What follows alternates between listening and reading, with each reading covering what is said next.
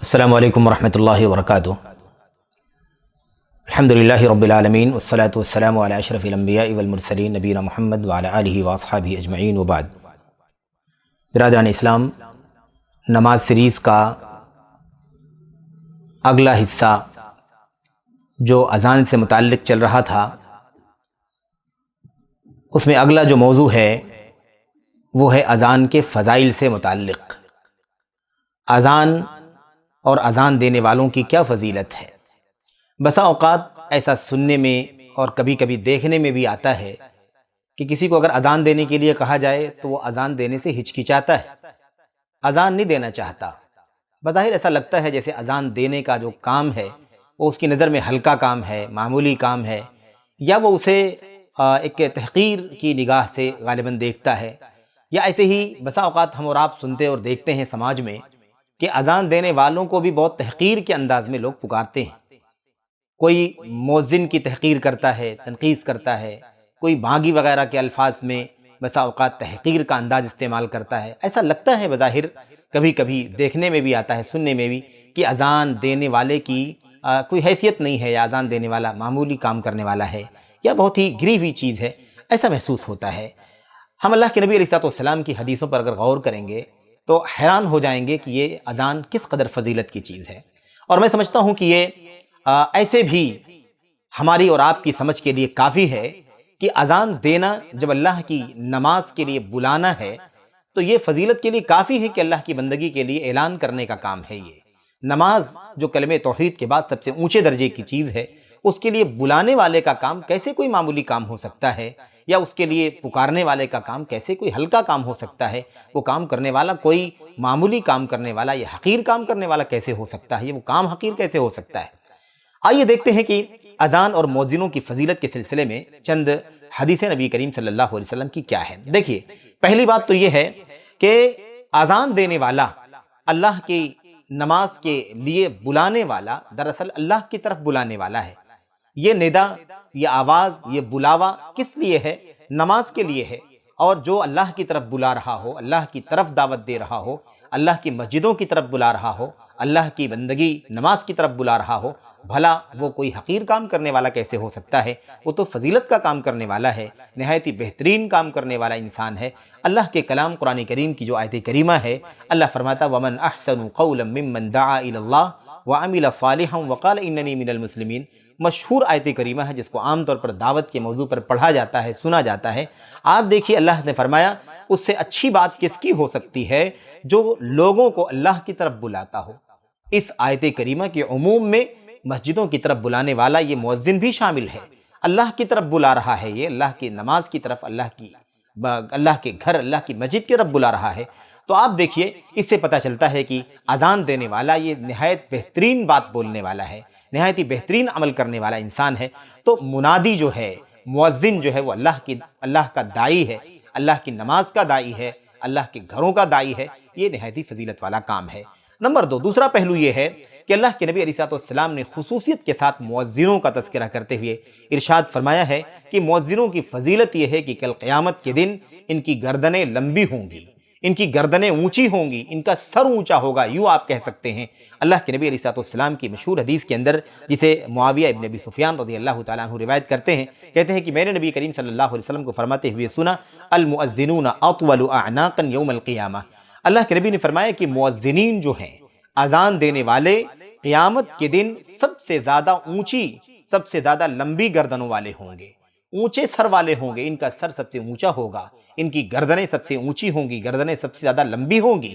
آپ دیکھیے کہ فضیلت کا بیان ہے اس کے اندر کہ یہ اونچے سر والے ہیں۔ کیوں؟ اس لیے کہ بڑے اونچے مہم میں تھے، بڑے اونچے کام میں تھے، بڑے اونچے مشن کے لیے لوگوں کو بلا رہے تھے اللہ کے گھروں کی طرف۔ یہ فضیلت ہے اللہ کے نبی علیہ السلام کی حدیث کے اندر کہ قیامت کے دن جب لوگوں کے سر جھکے ہوں گے، لوگوں کی گردنیں جھکی ہوئی ہوں گی، اس وقت اللہ تبارک و تعالی نماز کے ان منادیوں کے سر اونچے فرما دے گا، ان کی گردنیں لمبی فرما دے گا۔ یہ روایتیں جو کچھ بھی آپ کے سامنے پڑھی جا رہی ہیں، یہ روایتیں صحیح ہیں، یا تو صحیح درجے کی ہیں یا حسن درجے کی ہیں۔ بہرحال ان میں سے یہ جو روایتیں جو بھی پڑھی جا رہی ہیں، اس میں سے کوئی ضعیف درجے کی، ضعیف یا ناقابل اعتبار روایت نہیں ہے۔ اسی لیے وقت کی کو بچانے کی غرض سے ان کی تخریج یا ان کے حوالے کا ذکر نہیں کیا جا رہا ہے۔ تیسری بات یہ ہے اذان کی فضیلت کے حوالے سے کہ اذان دیکھیے کتنی بڑی چیز ہے۔ شیطان ہمارے اور آپ کے پیچھے لگا ہوا ہے، ہماری ایک ایک ادا کا متابعہ کرتا ہے، ہماری ایک ایک حرکت کے پیچھے لگا رہتا ہے، کیسے بھگائیں اسے، کیسے ٹالیں، کیسے جان چھڑائیں اس سے۔ آپ دیکھیے اذان اس قدر فضیلت کی چیز ہے کہ اذان کی آواز سے شیطان بھاگتا ہے، شیطان بھاگتا ہے، ایسے بھاگتا ہے جیسے کسی کو کسی در سے دھتکار دیا جائے، پھٹکار کر کے بھگا دیا جائے، ایسے بھاگتا ہے۔ اللہ کے نبی علیہ الصلوۃ والسلام نے صحیح ابو ہریرہ رضی اللہ تعالیٰ عنہ کی روایت میں ارشاد فرمایا اذا نودی للصلاۃ ادبر الشیطان له ضراط حتى يسمع التاذین حتى لا يسمع التاذین۔ اللہ کے نبی علیہ الصلوۃ والسلام نے فرمایا جب اذان دی جاتی ہے، جب نماز کے لیے اذان ہوتی ہے، شیطان پیٹ پھیر کر کے بھاگتا ہے، اتنا دور بھاگ کے چلا جاتا ہے، اتنا دور بھاگ کے چلا جاتا ہے جہاں اسے اذان کی آواز نہ سنائی دے۔ یعنی جہاں تک اذان کی آواز جاتی ہے وہاں تک شیطان رکتا نہیں ہے، بھاگتا ہے وہاں سے، بھاگتا ہے وہاں سے۔ تو اذان کی یہ فضیلت ہے کہ شیطان کو بھگانے کا کام کرتی ہے یہ اذان۔ شیطان بھاگے گا تو نمازی بھی شیطان سے آزاد ہو جائیں گے، ان کے لیے مسجدوں میں آنے کا داعیہ پیدا ہوگا، وہ اللہ کی عبادت کے لیے آمادہ ہوں گے، تیار ہوں گے۔ بھلا بتائیے کہ یہ کام کس قدر فضیلت کا ہے اور یہ کام کرنے والا کس قدر فضیلت کا حامل ہے۔ میرے بھائیوں، تو اللہ کے نبی علیہ الصلوۃ والسلام نے فرمایا کہ شیطان بھاگتا ہے، اور خاص بات یہ ہے اللہ کے نبی نے فرمایا لہو ضراط۔ ضراط عربی زبان کا لفظ ہے جس کے معنی ہوتے ہیں ہوا خارج کرنا، جس میں آواز بھی ہو، یعنی آواز کے ساتھ ہوا خارج کرتے ہوئے بھاگتا ہے۔ میرے بھائیوں، میرے بزرگوں، غور کریں، اس قدر خوف، اس قدر ڈر اور ہیبت اس کلام کے اندر ہے جو مؤذن کی زبان سے اور مسجدوں کے مناروں سے گونجتی ہے کہ شیطان ہوا خارج کرتے ہوئے بھاگتا ہے، اتنا دور بھاگ کے چلا جاتا ہے جہاں اسے اذان کی آواز سنائی نہ دے۔ فَإِذَا قُضِيَ النَّدَىٰ، اللہ کے نبی نے فرمایا جب اذان کی آواز، اذان پوری ہو جاتی ہے، اقبلا، پھر وہ واپس پلٹتا ہے، پھر وہ آتا ہے مسجدوں کی طرف، پھر وہ آتا ہے نمازیوں کی طرف بھڑکانے کے لیے، بہکانے کے لیے۔ یہ سلسلہ جاری رہتا ہے۔ اب ظاہری بات ہے 10 منٹ کا 15 منٹ کا فاصلہ ہے جماعت کے کھڑے ہونے میں، اقامت ہونے میں، اس بیچ میں وہ اپنے مشن پر لگ جاتا ہے، لوگوں کے قریب آتا ہے، بہکانے کی کوشش کرتا ہے۔ اللہ کے نبی نے فرمایا حتی اذا ثوب للصلاۃ ادبرا، یہاں تک کہ جب نماز کی اقامت کہی جاتی ہے تو پھر بھاگتا ہے، کیونکہ ظاہر ہے کہ وہ الفاظ، کلمات جو اذان کے ہیں، وہی الفاظ، وہی کلمات تھوڑی سی تعداد میں کمی کے ساتھ اقامت کے اندر بھی وہ الفاظ کہے جاتے ہیں۔ اللہ کے نبی علیہ الصلوۃ والسلام نے فرمایا شیطان پھر بھاگتا ہے، یہاں تک کہ جب اقامت مکمل ہو جاتی ہے تو پھر واپس آتا ہے، پھر واپس آتا ہے، اور اب آنے کے بعد کیا کرتا ہے؟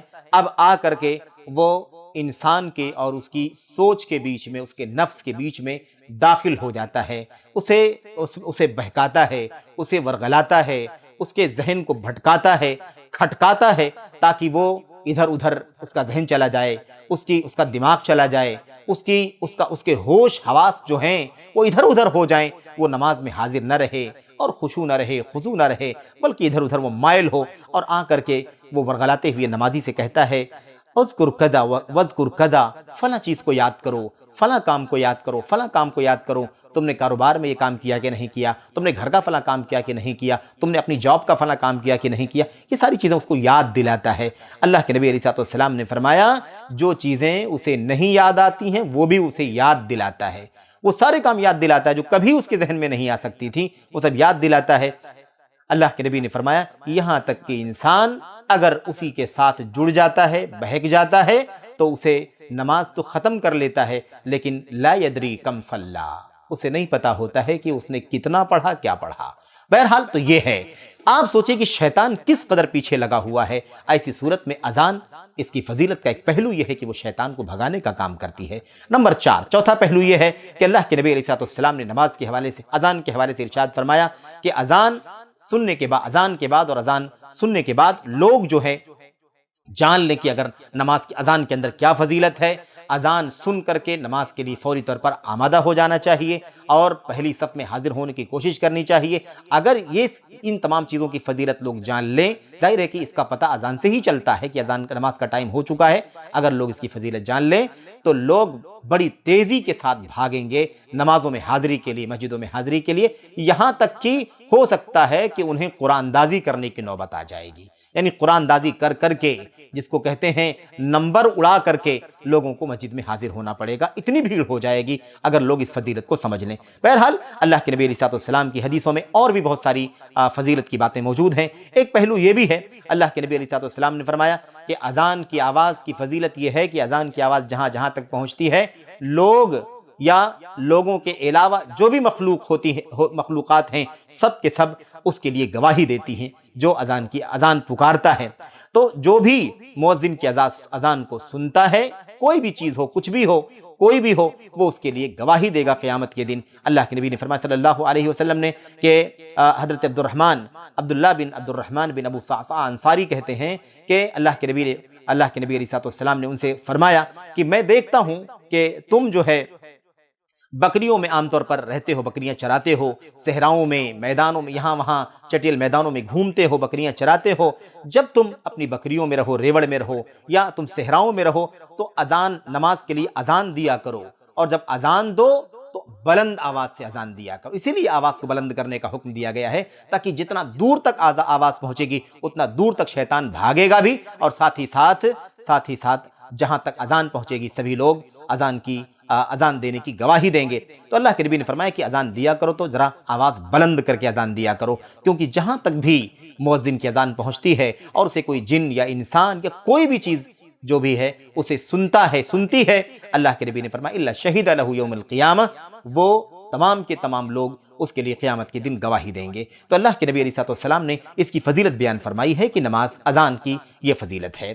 آخری بات یہ ہے اس پارٹ کے اندر اذان کی فضیلت کے سلسلے میں کہ اللہ کے نبی علیہ السلام نے فرمایا کہ اذان کی آواز جتنی زیادہ بلند کی جائے گی اتنا ہی زیادہ اس کا اجر بڑھے گا، اور اسی طریقے سے جتنے لوگوں تک وہ اذان پہنچے گی، جتنی بڑی تعداد میں لوگ نماز کے لیے حاضر ہوں گے، نمازیوں کو جو ثواب ملے گا اسی طریقے سے اذان دینے والے کو بھی ثواب ملے گا۔ اللہ کے نبی علیہ السلام نے فرمایا یہاں تک کہ مؤذن کی مغفرت کر دی جائے گی، جتنا تیز آواز میں وہ اذان دے گا، جتنے دور تک اس کی اذان کی آواز پہنچے گی، اللہ کے نبی نے فرمایا اسے مزید فضیلت حاصل ہوگی۔ ان اللہ و ملائکتہ یصلون علی الصف المقدم، اللہ کے نبی نے فرمایا اللہ اور اس کے فرشتے، اللہ رحمت نازل فرماتا ہے، فرشتے مغفرت کی رحمت کی دعائیں کرتے ہیں پہلی صف والوں کے لیے، آگے اگلی صف والوں کے لیے۔ والمؤذن یغفر لہ بمد صوتہ، اللہ کے نبی نے فرمایا اس کی آواز کی بلندی یا آواز کی دوری جہاں تک جائے گی اس کے بقدر اس کی مغفرت کر دی جائے گی۔ وَيُصَدِّقُهُ مَنْ سَمِعَهُ من رطب ویابس وله مثل اجر من صلی معه، اللہ کے نبی علیہ السلام نے فرمایا کہ ہر خشک و تر اس کے لیے گواہی دیں گے، مغفرت کی دعائیں کریں گے، اور اللہ تبارک و تعالیٰ اسے تمام اپنے ساتھ نمازیوں کے بقدر اجر و ثواب عطا فرمائے گا۔ میرے بھائیو، میرے بزرگوں، یہ اور اس کے علاوہ اور بھی کئی ایک حدیثیں ہیں جس کا تذکرہ انشاءاللہ تبارک و تعالیٰ اگلے حصے میں آئے گا۔ اللہ سے دعا کریں کہ اللہ تعالیٰ ہمیں اذان کی فضیلت سمجھنے کی توفیق عطا فرمائے، اذان دینے والوں کی فضیلت سمجھنے کی توفیق عطا فرمائے۔ اسی لیے ہمیں چاہیے کہ ہم بھی موقع تلاش کریں، کبھی ہمیں موقع ملے تو اذان دیں، کبھی مؤذن راتب جو ہوتا ہے یعنی امام جو مسجد کا مخصوص مؤذن ہوتا ہے، کبھی اس سے اجازت لے کر کے بھی یہ فضیلت حاصل کرنے کی کوشش کرنی چاہیے، نہ یہ کہ اس کی ہتک کی جائے، تنقیص کی جائے، یا اسے معمولی سمجھا جائے، یا مؤذن کی تحقیر کی جائے۔ ان تمام کاموں سے بچ کر کے اللہ تعالی ہمیں اس کی فضیلت سمجھنے کی توفیق عطا فرمائے اور اس میں پیش رہنے کی توفیق عطا فرمائے۔ آمین یا رب العالمین۔ والسلام علیکم ورحمۃ اللہ وبرکاتہ۔